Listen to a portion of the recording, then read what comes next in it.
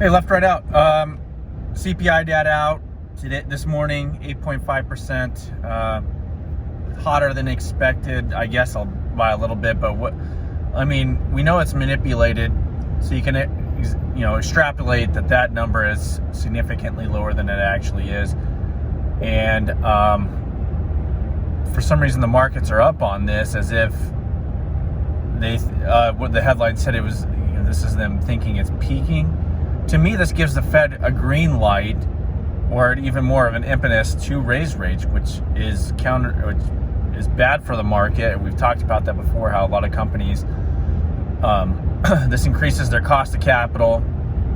This puts the zombie companies in an even more precarious situation where they can't necessarily fund themselves with debt.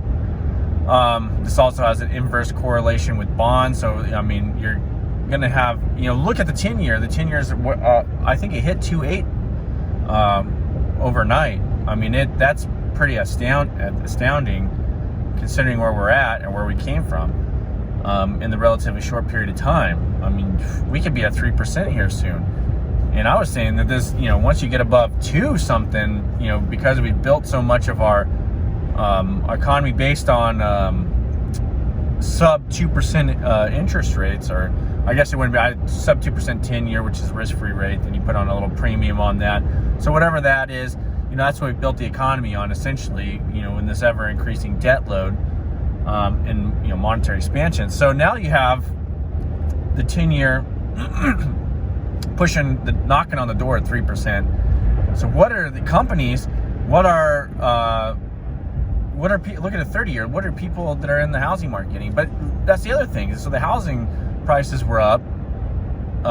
We got that data, I think, within the last couple weeks.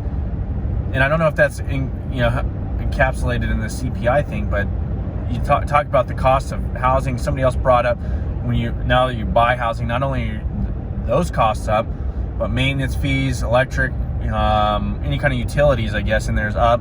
And then since you're paying a larger price, we go into property taxes. Property taxes are up. So overall, cost of owning a home is significantly up, and it keeps increasing.